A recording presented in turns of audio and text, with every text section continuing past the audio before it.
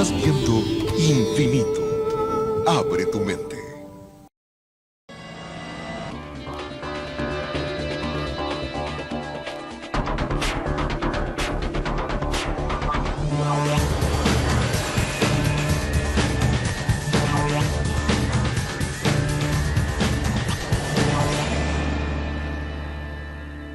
Mundo de misterios.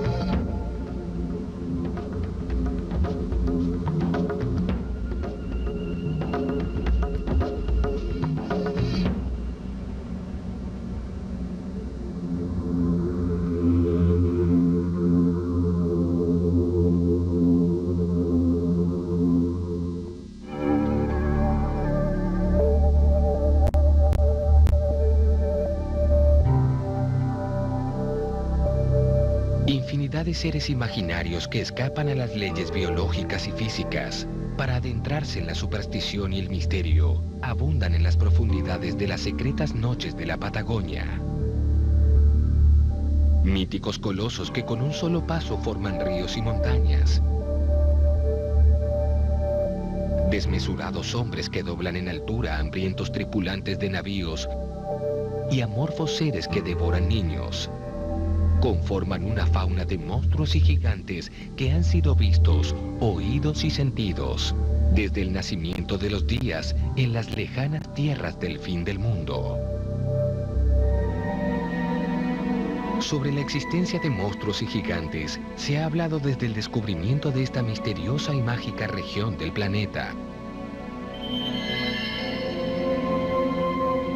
La posibilidad de un extraño vínculo entre las ilimitadas extensiones de las tierras patagónicas y la naturaleza de sus habitantes ha despertado siempre la curiosidad de tripulantes de navíos, ávidos de visitar costas australes plagadas de seres sobrenaturales. Ya en antiguos mapas de navegación, confeccionados en base a los relatos de experimentados marineros y capitanes, se marcaba la ubicación de animales fantásticos avistados en alta mar. Rodolfo Casamiquela es antropólogo y miembro del Centro de Estudios Patagónicos. Es uno de los mayores investigadores de las culturas autóctonas de la Patagonia Argentina. El primer mito que nació en América, dicen, es la ciudad de los Césares, ¿no? Yo diría que debe haber nacido junto con el mito de los gigantes patagones. Esos son mitos auténticamente patagónicos. Bueno, los Césares se origina fuera del ámbito patagónico, pero deriva hasta encarnarse en algún lugar misterioso de la Patagonia. En algunos románticos no hemos perdido la esperanza de encontrarlo todavía, ¿no? En febrero de 1520, las naves comandadas por el marino al servicio de la corona española, Hernando de Magallanes, comenzaron a aproximarse a las costas patagónicas. Se avecinaba el primer cruce con la geografía física y humana de la parte más austral del continente americano, pero también el encuentro con un nuevo mundo, oculto, plagado de leyendas y secretos. Los interrogantes y los miedos se incrementaron en la mente de los marines cuando ya en tierra hallaron una huella de grandes proporciones que parecía contener la extremidad de una monstruosa criatura gigantesca. Además de descubrir estos indios patagones tan llamativos para los mitos que había en Europa en cuanto a los habitantes del sur de América, en cuanto a que eran gigantes o no, si eran salvajes, Pigafetta, el cronista de Magallanes, deja escrito que el capitán de la expedición llama Patagoni a los aborígenes que habían encontrado. Según el testimonio de Antonio de Pigafetta, cronista de la expedición, Se trataba de seres gigantescos, al parecer nativos de la región, poseedores de una estatura extraordinaria. Su tamaño era tan desmesurado que la cabeza de los tripulantes tan solo llegaba a su cintura. Jamás se supo si aquella huella vislumbrada en el helado suelo patagónico pertenecía a estos seres gigantescos, a los que por la magnitud de su pisada, Magallanes bautizó como patagones. Unos 15 años después, Oviedo, en una crónica que escribe sobre la conquista de América, menciona que ese nombre fue dado por los pies grandes o las huellas grandes que dejaban estos aborígenes, lo cual no cierra muy bien, porque no es patagón la forma habitual de llamar a algo con pies grandes. Por último, no tenían pies grandes. Pero no olvides que hubo individuos de 2 metros, ¿eh? Aquí en la península se encontró en el año 12 un tehuelche gigantesco que la mandíbula se pone por afuera de la mía, ¿no? Que no es pequeña. Y de Lavaux, viajero francés, en el 1900 prácticamente, en el 98 por ahí, exhumó un cuerpo de un tehuelche que acababa de morir, tenía 1,99 m. Y también una versión que es bastante interesante es de un monstruo patagón con cara de perro que apareció en una novela de caballerías de la época, Primalión, que podría ser un nombre de moda en ese momento para designar una persona deforme y grande. Pero lo cierto es que la presencia de una extensa fauna de criaturas misteriosas aparece también en las cosmogonías propias de las tribus indígenas, donde infinidad de seres sobrenaturales conforman el imaginario de la cultura de este rincón del planeta. Ana Albornoz es licenciada en antropología y trabaja en el Museo de la Patagonia en la ciudad de San Carlos de Bariloche. Ha investigado en profundidad la mitología de la Patagonia. Yara Samitier habla hasta desde los primeros tiempos de la creación del mundo tehuelche. Él cita la presencia de un dios, de una deidad que llama Koch, que dice que vivía solo entre tinieblas. Entonces Koch estaba muy triste y al estar muy triste llora. Y si llora, ¿qué va a generar? Las aguas. Y cuando suspira y ha terminado de llorar, lo que hace es crea los vientos. Entonces, con un movimiento de su mano girando, crea también el sol. Y lo cierto es que crea una tierra donde en esa época vivían gigantes. También en la cosmogonía del pueblo tehuelche, habitantes de la región del Chubut, el mítico Al, creador de los impenetrables bosques y de los robustos hombres patagónicos, es hijo de un hombre gigante. Uno de los gigantes, que se llama Nostek, viola aparentemente a una nube, y esa nube va a tener un hijo que es Elal, el héroe civilizador de los tehuelches meridionales.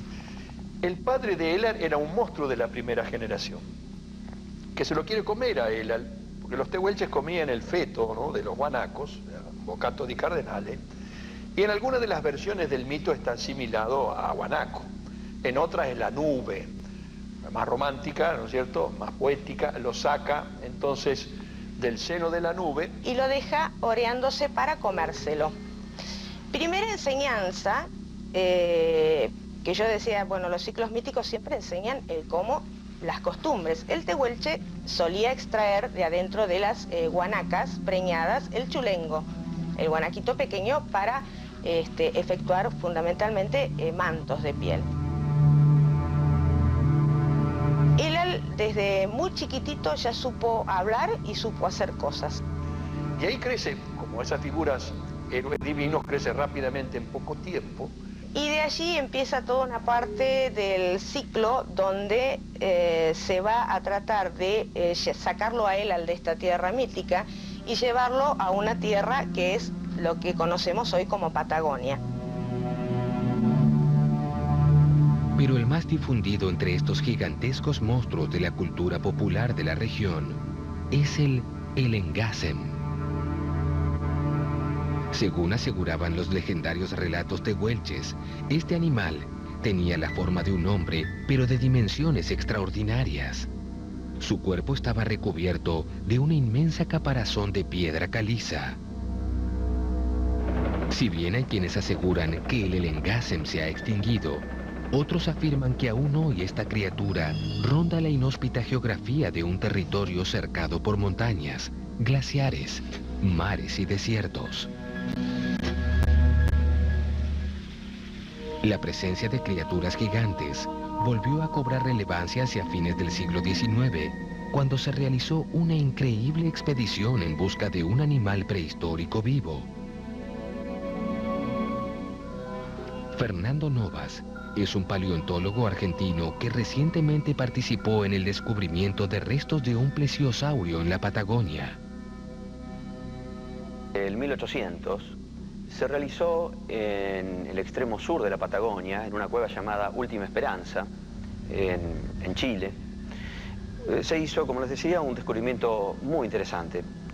Restos de milodontes, mamíferos herbívoros, lejanamente emparentados con los perezosos y con los osos hormigueros vivientes. Consistían no solamente en huesos, estuches de las garras de este animal, sino también cuero que preservaba muy bien los pelos que cubrían el cuerpo de este animal prehistórico. La preservación, excelente por cierto, de este material, enseguida condujo a investigadores de prestigiosas instituciones argentinas, el Perito Moreno, director en aquel entonces del Museo de La Plata, a realizar expediciones en búsqueda de más datos e incluso ante la posibilidad de que el milodonte pudiera estar vivo. Quiere decir entonces que hubo toda una concepción en aquel entonces, fines del 1800, principios del 1900, de que un milodonte, un animal de aproximadamente 3-4 metros de largo, de gran porte por supuesto, estaba aún habitando el sur de la Argentina. Sin embargo, para decepción de todos, pudo comprobarse de que este animal, este milodonte, había muerto alrededor de unos 7.000 años atrás, y que lo que sí había sido realmente algo interesante desde el punto de vista científico era que en esa cueva de grandes dimensiones, fría y seca, se habían preservado de una manera espectacular estos restos fósiles.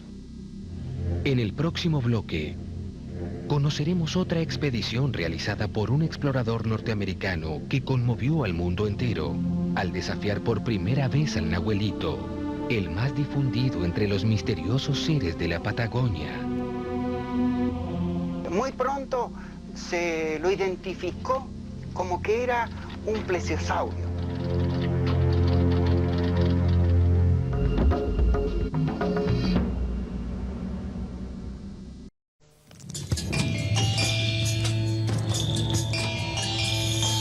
Estás viendo Infinito. Abre tu mente.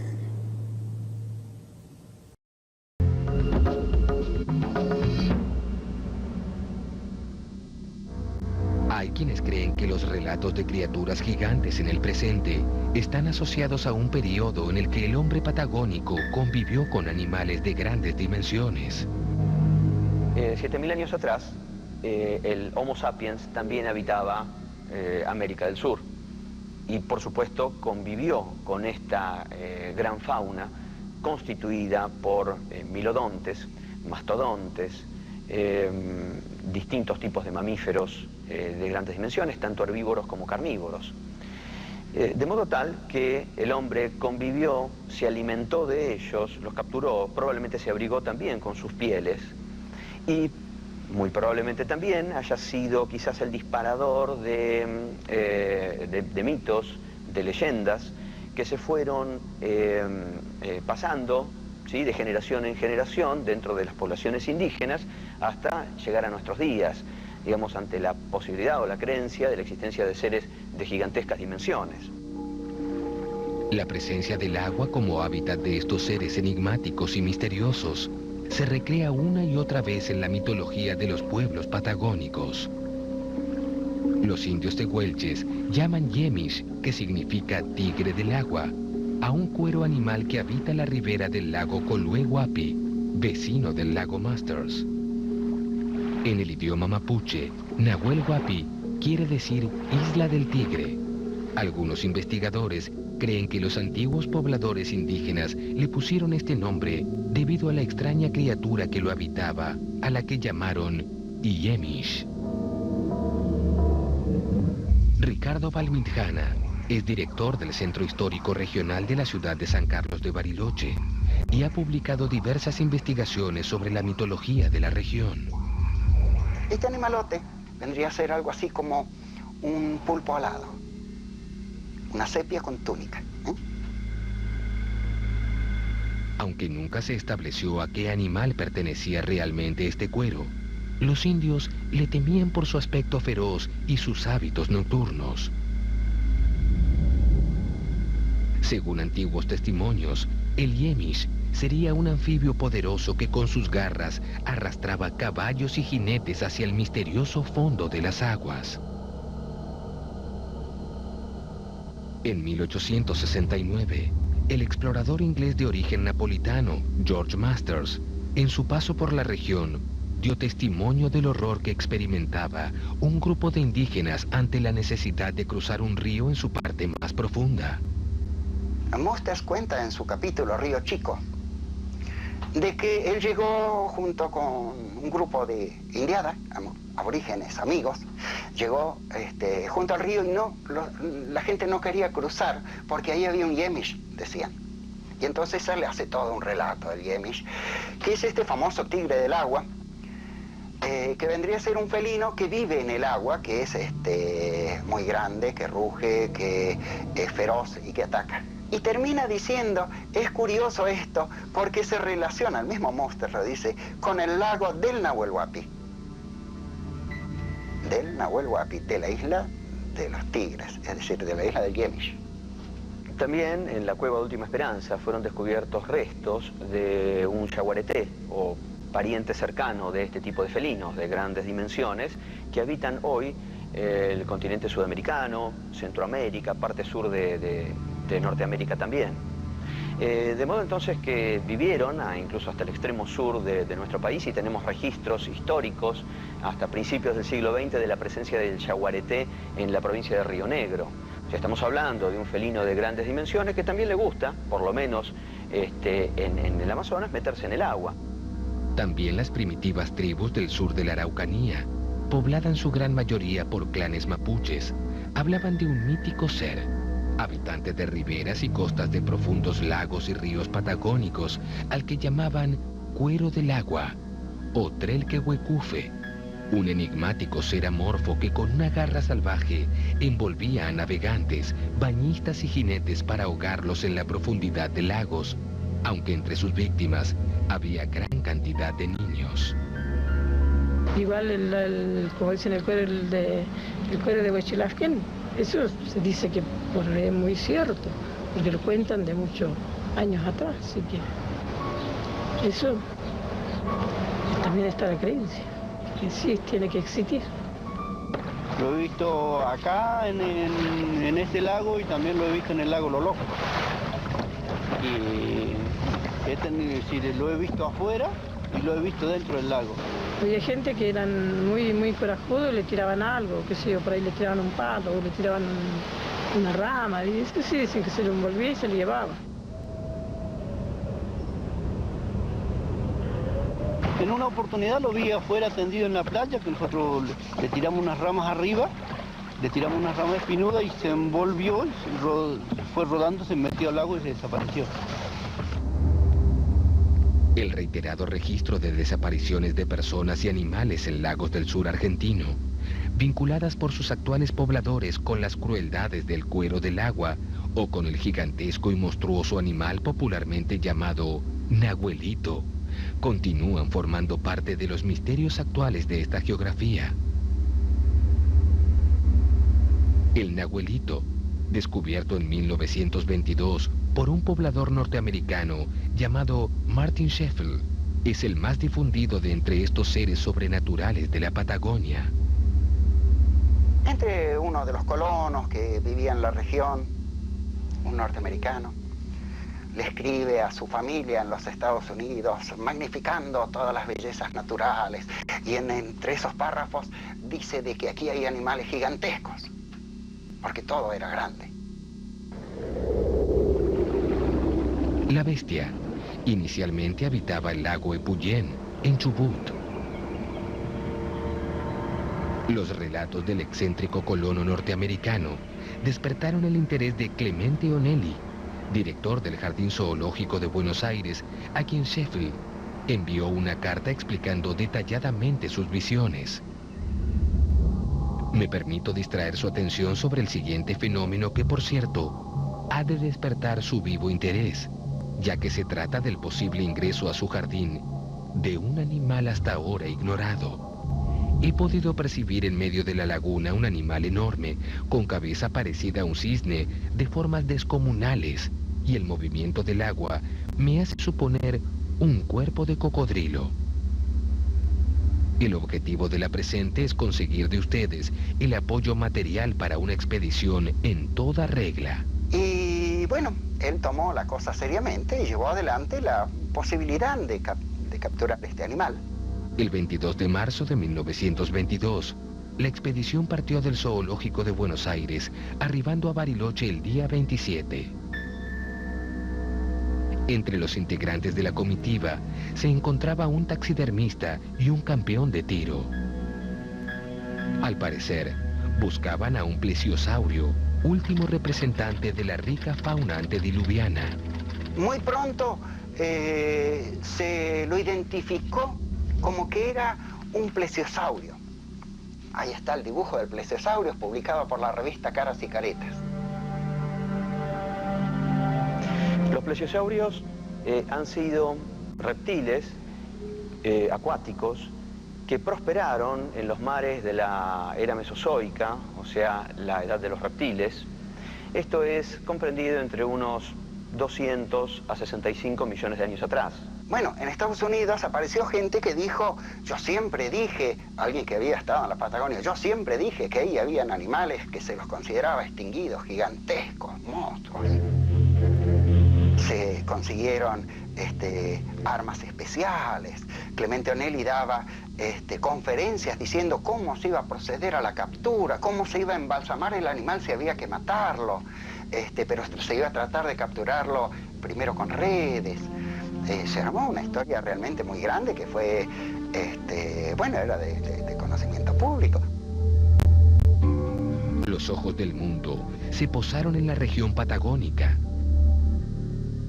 En los medios de todo el mundo se aplaudían las medidas del plan de captura del monstruo. La Sociedad Protectora de Animales exigió que se lo capturara vivo. Se escaparon dos dementes para capturar el plesiosaurio de un hospicio de Buenos Aires. Los empleados del correo empezaron a hacer una colecta para juntar dinero para venir a capturar el plesiosaurio en nombre de Argentina. Y también salían por aquellas cuestiones políticas que no vayan, que vinculando a los negocios de los Estados Unidos versus la captura del plesiosaurio solicitado por ellos, todo, o sea, empezó a armar una cosa grande. Hubo un tango, el plesiosaurio, música y letra, el plesiosaurio.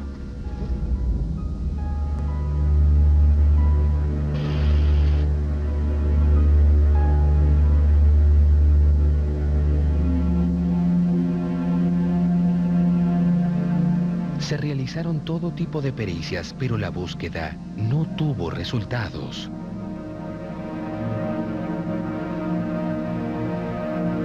Y lo primero que hacen, por supuesto, es ir a la casa de Martin Sheffield, que es quien había dicho que lo había visto. Pero, oh, sorpresa, Martin Sheffield justo había salido en un arreo y no apareció mientras estuvo la expedición aquí. De manera que una de las hijas, que es la que dice que lo vio, le dijo, sí, está en aquella laguna. Una laguna que desde ese día se llama Laguna del Plesiosauro. Esto es la historia de aquel plesiosaurio. sí. En cuanto a la posible existencia de un animal de volumen desconocido en el lago, vuelta a vuelta vuelven a aparecer historias. A continuación, las intensas visiones de criaturas extraordinarias que comienzan a experimentar los actuales pobladores de la región reflotan los oscuros mitos aborígenes de la Patagonia.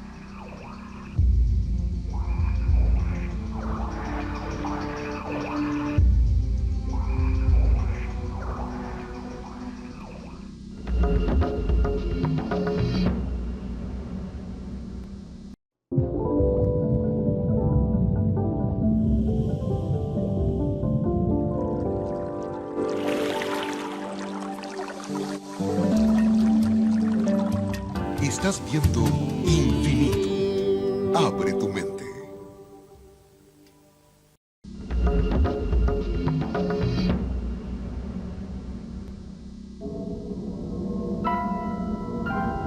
Pescadores del lago Nahuel Huapi aseguran hoy que hay un gigantesco ser rondando en las profundidades del lago, aunque no se atreven a decir qué es. En los últimos años, la prensa ha relatado estas apariciones a través de distintos testimonios. Un avezado pescador refirió una extraña visión que surgió de las aguas del Nahuel Huapi. Extraña visión en el Nahuel Huapi. Miraba el lago desde la ventana y veía una cosa tan rara. Me extrañó muy mucho cuando un viaje a Brest que hice, estaba el lago bien calmo, el brazo estaba bien calmo, a más o menos 10 minutos de la isla Centinela hacia allá, veo, o sea, como especie de unos tirabuzones en el lago. Me extrañó muy mucho porque jamás en la vida lo vi más. Yo lo que vi una vez, y hasta el día de hoy no sé lo que fue también una especie de día calmo, como no sé, nube no había. Pero es como si la nube hubiese pasado, pero por el agua, viste, hacia abajo, con algo negro, algo oscuro. Yo tuve la suerte de entrevistar a mucha gente que prácticamente nació en el lago Nahuel Huapi y navegó el lago Nahuel Huapi durante toda su vida. Y esto, te digo, lo vengo haciendo desde que tenía 8 años y hoy tengo 50 más. Así que es bastante tiempo atrás y bastante gente. Ninguno de esos conocedores en profundidad del lago Nahuel Huapi tuvo la certeza de ver un animal extraño en el lago. Ninguno. Bueno, como ver algo raro, o sea, me extrañó un poco, no conozco lo que es la historia de Bariloche, lo que es un abuelito, que data de mucho tiempo, hace años. Pero no sé qué fue. Pero también se habla de un cuero, acá, de un cuero del agua. O sea que nosotros decimos un cuero. La gente algo vio, pero no podemos, desde el punto de vista científico, no estamos negando. La ciencia no es que niega, sino que trata de investigar, estudiar un fenómeno y encontrarle la respuesta más lógica, con la mayor cantidad de evidencias. La presencia del cuello largo es al parecer el rasgo característico de todos los monstruos lacustres avistados en las más diversas regiones del planeta, desde el Nessie de Loch Ness en Escocia, hasta el monstruo del lago Poenegamuk en Quebec, Canadá. Aunque también parece ser lo del misterioso Nahuelito de los lagos patagónicos. El registro fósil es muy claro en indicarnos de que los plesiosaurios no sobrevivieron con posterioridad a los 65 millones de años y no tenemos evidencia alguna de que estos animales, estos reptiles, llegaron hasta la actualidad. De modo tal que suponer que sigan existiendo en el lago Ness, en Escocia, o en el lago Nahuel Huapi, aquí en nuestro país, es improbable. Felipe Valverde es biólogo y profesor universitario de la ciudad de San Carlos de Bariloche, Patagonia, Argentina. Ha estudiado distintas teorías que explican las extrañas apariciones en el lago. Yo soy relativamente escéptico sobre eso, aunque no descarto la posibilidad de que pueda vivir algún alguna especie desconocida en cualquier parte, porque a veces se encuentran, aunque es un suceso relativamente raro que se encuentre una nueva especie de animal grande, pero bueno, a veces ha ocurrido. Por ejemplo, el okapi de África, que se encontró en pleno siglo XX, cuando se decía que ya todos los animales grandes habían sido descriptos. Restos de plesiosaurios son escasamente conocidos en toda América del Sur, pero en los últimos años, investigaciones, estudios, exploraciones realizadas por distintos científicos de nuestro medio han llevado al descubrimiento de numerosos esqueletos de estos antiguos animales prehistóricos. Suponer que hay uno acá sería suponer, primero, que no se extinguieron del todo, que sobrevivieron en el Océano Pacífico, por ejemplo, hasta hoy, que bueno, es toda una suposición, porque hay algunos relatos también de que en el Océano Pacífico a veces se ha encontrado una cosa así parecida, así que no es imposible que por ahí haya quedado algún plesiosaurio en el Océano Pacífico, aunque, bueno, todavía no se confirmó. Pero habría que suponer que del Océano Pacífico después se las ingenió ese bicho para llegar hasta acá, lo cual es medio raro porque estos lagos son lagos glaciares que no tienen conexión con el Pacífico, y cuando el Pacífico llegaba hasta acá, estamos hablando de una época anterior a las glaciaciones en las que se formaron estos lagos. Estos lagos son intermontanos, no es que existe un túnel que conecte al lago Nahuel Huapi con el Océano Pacífico y que por este túnel subterráneo viajen criaturas extrañas como los plesiosaurios. Definitivamente debemos descartarlo. El planeta Tierra no funciona de esta manera. Las trágicas y misteriosas desapariciones de personas continúan sucediendo en las aguas del lago Nahuel Huapi, conformando todo tipo de leyendas y creencias que alcanzan a los más escépticos. ¿Por qué no imaginar de que pueda ser un pez de grandes dimensiones, de los que ya habitan y se sabe que están poblando este lago sureño? Truchas de 18 kilos, bueno, sí, se han encontrado, porque la trucha tiene un crecimiento continuo, es un pez que puede llegar a vivir, si no le pasa nada, puede llegar a vivir bastantes años, es un pez de agua fría, de crecimiento lento y es caníbal. Entonces, aún en un lago como este de poca alimentación, un individuo con mucha suerte puede llegar a tener un gran tamaño, como ese. Las evidencias de que existen criaturas en el lago Nahuel Huapi, bueno, podríamos tomar libros referidos a los peces que habitan el lago, pero en ninguno de ellos vamos a encontrar documentación acerca de algún ser extraño, es decir, a lo que nos estamos refiriendo, y que a mí me encantaría también que existiera, desde ya, es algún plesiosaurio o algún otro ser de enormes dimensiones. En los últimos tiempos, los testimonios sobre la existencia del Nahuelito coinciden que la criatura posee una cabeza de serpiente, un cuello de 3 o 4 metros de largo, aletas, lomos que sobresalen del agua y una piel escamada. Más allá de posibles avistajes de algo, que no sé qué será, si incluso será algo orgánico, lo dudamos, no tenemos evidencia científica alguna de que demuestre, pruebe de que algún organismo de grandes dimensiones puede estar existiendo en el lago Nahuel Huapi u otro del sur de la Argentina.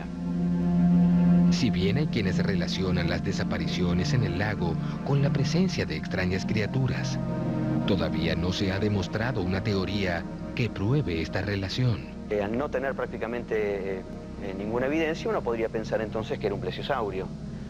Pero ¿por qué no pensar que era un mamífero de gran tamaño? Por ejemplo, un milodonte. ¿Y por qué entonces forzar esta evidencia y pensar que podría ser algún invertebrado o incluso un pez?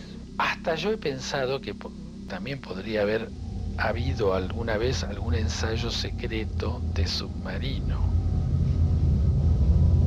en el lago. Entonces puede aparecer un periscopio, por ejemplo. Paula Yacab es una pobladora de la ciudad de San Carlos de Bariloche que dice haber visto a la criatura del lago. Con una amiga mía vinimos hasta acá, hasta la península de San Pedro, estamos a 21 kilómetros de la ciudad de San Carlos de Bariloche. Tomamos este caminito que vamos a ir ahora, que no es un lugar muy conocido de los pescadores porque es medio semi-privado, pero bueno, yo sabía que acá había buenos piques, ya había venido en otras ocasiones, y estamos yendo ahora para el camino, un poquito más hacia la derecha, ¿no? Siempre por la derecha. A continuación, pobladores de Bariloche narran sus encuentros cercanos con el misterioso ser que habita el lago Nahuel Huapi.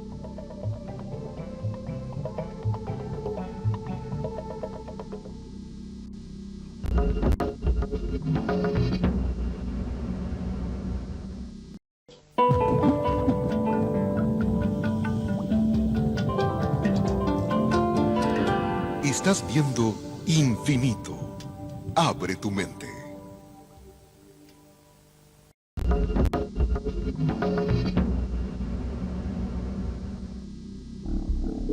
Durante décadas, pobladores y turistas aseguraron haber visto una cabeza sobre un cuello erecto que se levantaba 1,5 metros por encima de las agitadas aguas del lago.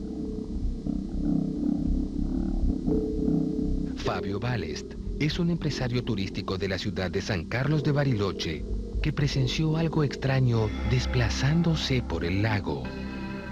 Iba con mis 2 hijos al cumpleaños de un sobrino, iba frente al kilómetro 4, donde está un poco antes del kilómetro 4, donde está ¿cómo se llama? Están todas las lanchas ahí. Ese fue un día maravilloso para mí, fue el 1 de año de enero de 1994. Muchas veces se escucha decir a muchas personas que, bueno, que ven algo que podría ser, que podría ser un animal enorme que vive en el agua. Lo vi yo, lo vio mis hijos. Yo le dije, miralo. Ahora, justo salió un tipo de ahí y le digo, che, ¿lo viste?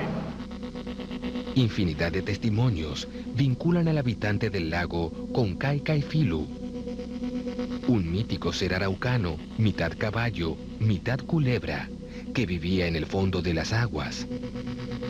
Otros representan al monstruo del lago como una gigantesca raya o una enorme serpiente marina. Y hasta he escuchado el relato de que esas llamadas mantarrayas tienen unos ojos enormes, por ejemplo. Y eso, la mayoría de la gente que te dice que vio algo, en realidad vio algo muy similar a él.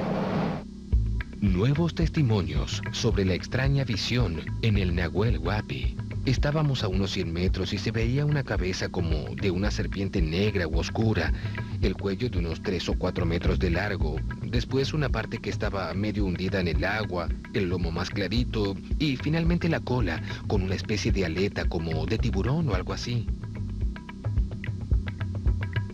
El lago Nahuel Huapi es profundo, puede tener un montón de recovecos sin explorar, ojalá que, digamos, se generen investigaciones desde el punto de vista de la topografía que existe debajo del lago. 860 y pico de metros de profundidad acá. Por eso yo venía a pescar acá, porque más profundo el lago sacas truchas más grandes. ¿Ves? Y ahora vamos a venir por este sendero, ya estamos llegando. Vieron que era difícil, no es tan fácil, ¿eh? No es tan fácil.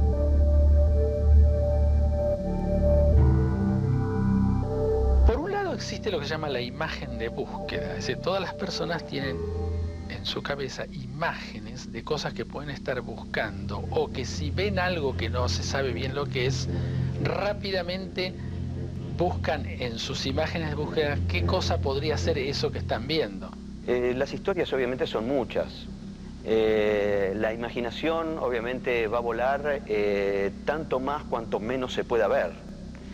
El medio acuático es un medio justamente propicio para poder imaginar cómo son esas criaturas submarinas. En este lugar había un señor con su hijo, sería de 12 años. Este es el mirador, arriba, acá. Yo estaba parada en esa roca, mi amiga estaba acá tirada, así entre las rocas tomando sol, y eran las 6:20 de la tarde. Día espectacular, serenito, eso.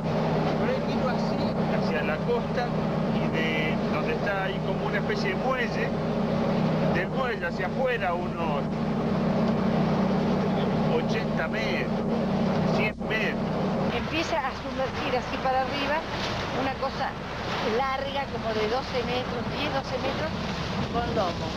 Con un color así, un marrón oscuro. Y iba dejando como estelas muy grandes. Sí se movía el lago, pero enorme, como si fuera un submarino. Viste que revoltea el lago. Vos veías que avanzaba, pero sin desplazamiento de agua. Me quedo aquí atónita y el hombre me dice, señora, ¿usted no tiene miedo? No, no, ¿por qué? Esto es el abuelito del lago, me dice el hombre. Ay, no lo puedo creer. Bueno, habría que ver otras rutas para poder investigar esto. Fundamentalmente la fauna ictícola que tiene el lago Nahuel Huapi, y que sería interesante chequear cuáles son los grandes peces, eventualmente, o algún que otro mamífero de pequeño tamaño que pueda meterse en grupo y generar entonces una secuencia de individuos que parecen recortar en la superficie del agua el cuello de un gigantesco animal. Por ejemplo, los lomos, que a veces se dice que son varios, o como ondulaciones de un gran lomo, bueno, podrían ser lobitos de río que nadan en fila. Los lobitos de río habitan estos lagos, son en realidad nutrias, ¿no? Son de la familia de las nutrias, y suelen nadar así, como en fila india, y entonces en un momento dado pueden generar una imagen como de un gran lomo, cuando en realidad son varios que están nadando. Eso es una. Y ahí, ¿a vos te parece que es lejos? No es lejos, muy cerca. Aparece de vuelta esta cosa, esta mole enorme así, que ahí empecé a gritar, Jessy, mirá, dice, una cámara, le pidió una cámara de fotos, y yo miraba para todos lados si había alguien, nadie, ni una lanchita, una cámara de fotos o una filmadora, y nos quedamos así atónitas. Jessy me dice, yo no tengo miedo, no, mirá por favor lo que es esto, y vemos bien de cerca, acá pasaba, acá, así para aquel lado, ¿no ves que hay como una lomita ahí? Veo todo el cuero, una parte de cuero, escamado, color grisáceo, así, color grisáceo. Y yo lo miraba y yo decía, no tengo nada, era una impotencia, que quería filmarlo, sacar una foto, porque nadie me iba a creer lo que estaba viendo. En días calurosos, despejados, sin mucho viento, con el lago todo planchado, el calor puede hacer que un camalote de troncos y de ramas flotantes cambie su estabilidad y se dé vuelta, por ejemplo, o sufra un desplazamiento rápido, y entonces aparece un movimiento del agua parecido al de un animal que se revuelve, o una rama que sobresale, que podría ser una aleta, o una cabeza, o una cola, o cualquier cosa, y burbujas que señalarían que el animal salió a respirar y se metió adentro. Y yo decía, ¿dónde está la cabeza? Así mirábamos. Jessy, y miramos, mirá, digo yo, y hacía así el costado como aletas, hacía ruido con el agua, como que nadaba. Y ahí fue cuando me impresionó que vi de costado, que yo miraba la piel, y veo que se estira la piel, como que el animal era una parte del cuerpo y la cabeza la tendría mucho más adelante, abajo del agua, obviamente. Y veo que se estira, cuando yo veo que se estira y hacía el ronquido, chao, es un animal. Yo dije, este es el abuelito, o no sé cómo lo llaman, o el monstruo que es, porque no es un monstruo. Y dije, es un animal. El lago Nahuel Huapi es en la actualidad objeto de infinidad de silenciosos observadores e investigadores que buscan descubrir al misterioso ser que lo habita. Si nosotros somos entonces cautos, vamos a ir descartando cuáles son las posibilidades de que este nahuelito pueda ser un plesiosaurio. Ya dijimos que no, la evidencia es contundente en indicarnos que estos animales no sobrevivieron hasta el presente, que tampoco lo sería un milodonte, es decir, un mamífero de grandes dimensiones que habitó, sabemos que también vivió en el extremo sur en la Patagonia, y tampoco tenemos, digamos, evidencias de que pueda ser un yaguareté. ¿Realmente qué cosa era? Mira, yo te digo, no sé, pero que obviamente no eran ni las olas, ni era una mantarraya, ni era un buillín, ni nada que se le parezca, porque era muy grande, digamos, y tenía una distancia uno de otro muy rígida, digamos, no era que, bueno, una era más cortita, la otra era más larga, no, era como que fuera hasta mecánico, digamos, era un lomo, como la misma medida desaparecía otro lomo y la misma medida desaparecía y el tercer lomo.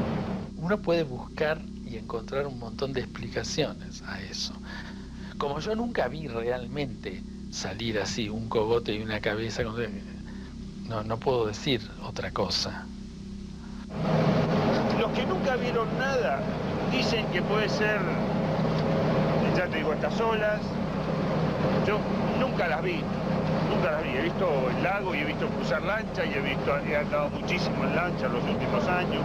Jamás vi ese cruce de olas que formen nada más que tres, en un lago que obviamente no había una lancha cerca, pero no veía nada. O sea, mirabas así, no había una sola lancha. No había entrado ninguna lancha al náutico, ya que no puede haber sido eso.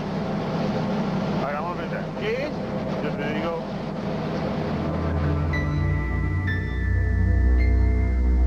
Yo supongo que esto, después que lo charlamos y que hemos hablado con gente que lo ha visto y gente de otros países, es un animal, aviso que existe y que existe.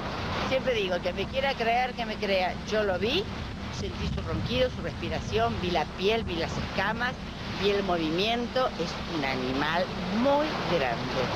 En realidad, uno de los problemas de las ciencias naturales es ese, que es lo que existe y se descubre, existe. Pero lo que existe y no se descubre, o nos quedamos sin saberlo, o inferimos digamos así, por deducciones ecológicas o lo que sea, que no debe existir. Pero como toda inferencia, bueno, tiene su margen de error. Hacerme una nota dentro de 50 años si es que sigo viviendo y te voy a contar lo mismo. No les quedó ninguna duda. Pero en absoluto, ninguna duda. Acá lo tengo acá. Pero si estos monstruos existen, es muy probable que algún día el misterio se resuelva. Sin embargo, aún estamos muy lejos de averiguar la identidad de todas estas criaturas sobrenaturales, míticas, misteriosas, que habitan esta mágica región del planeta, llamada Patagonia.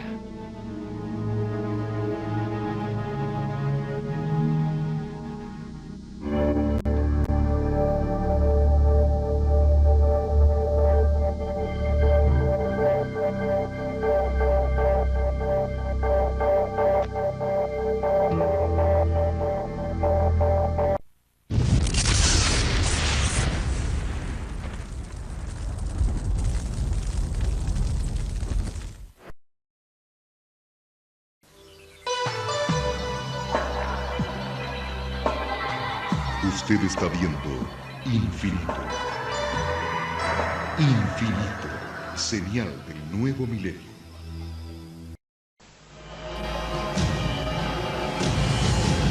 Cada minuto, de cada hora, de cada día, ocurren eventos inexplicables. Incidentes, fenómenos, encuentros, ritos, experimentos.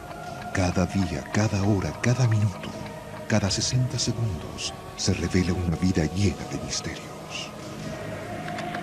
Ahora un canal trata de dar luz a todo. Un canal que indaga los misterios del universo. Un canal que se aventura en territorios desconocidos. Un canal que explora las preguntas que definen nuestra existencia. ¿Estamos solos en el universo? ¿Existe la vida después de la muerte? ¿Quién construyó las pirámides? ¿Se puede predecir el futuro? ¿Podemos mover objetos con nuestra mente? ¿Existe el infierno? ¿Se acabará el mundo en el año 2000? ¿Es la historia una gran mentira? Para cada pregunta hay una respuesta, pero ¿hasta dónde estamos dispuestos a llegar para encontrar la verdad? Desde Machu Picchu al Chupacabra, desde los aztecas al Zodíaco, desde los extraterrestres a los ángeles. Esto es Infinito, un viaje hacia lo desconocido, una exploración de lo inexplicable. Ningún lugar es muy remoto, ninguna pregunta muy extraña, ningún misterio está fuera de nuestros límites. Escuche lo inesperado, descubra lo oculto, experimente lo desconocido. Infinito, señal del nuevo milenio.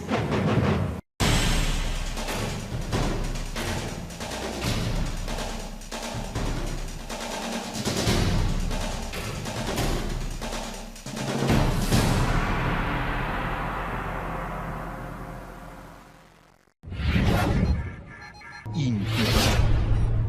Abre tu mente.